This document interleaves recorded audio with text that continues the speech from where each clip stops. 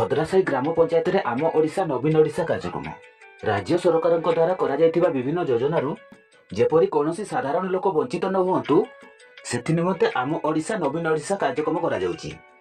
ଏହି ପରିପ୍ରେକ୍ଷୀରେ ଯୋଡ଼ା ବ୍ଲକ ଅନ୍ତର୍ଗତ ଭଦ୍ରାସାହି ଗ୍ରାମ ପଞ୍ଚାୟତ ପଡ଼ିଆରେ ଆମ ଓଡ଼ିଶା ନବୀନ ଓଡ଼ିଶା କାର୍ଯ୍ୟକ୍ରମ ଅନୁଷ୍ଠିତ ହୋଇଥିଲା। ଚମ୍ପୁଆ ବିଧାୟିକା ମୀନାକ୍ଷୀ ମହାତଙ୍କ ଅଧ୍ୟକ୍ଷତାରେ ଅନୁଷ୍ଠିତ ଏହି କାର୍ଯ୍ୟକ୍ରମରେ ଭଦ୍ରାସାହି ଗ୍ରାମ ପଞ୍ଚାୟତର ସରପଞ୍ଚ ପ୍ରମିଳା ନାୟକ, ସମିତି ସଭ୍ୟ ଯଶବନ୍ତ ପାତ୍ରଙ୍କ ସମେତ ଯୋଡ଼ା ବ୍ଲକର ବିଭିନ୍ନ ବିଭାଗର ଅଧିକାରୀ ଯୋଗ ଦେଇଥିଲେ।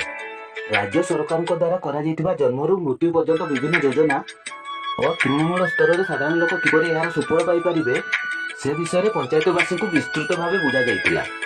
ଭଦ୍ରାସାହି ଗ୍ରାମ ପଞ୍ଚାୟତରେ ଥିବା ସମସ୍ତ ଏସ୍ଏଚ୍ଜି ଗ୍ରୁପର ମହିଳା ଓ ଜନସାଧାରଣ କାର୍ଯ୍ୟକ୍ରମରେ ଯୋଗ ଦେଇଥିଲେ।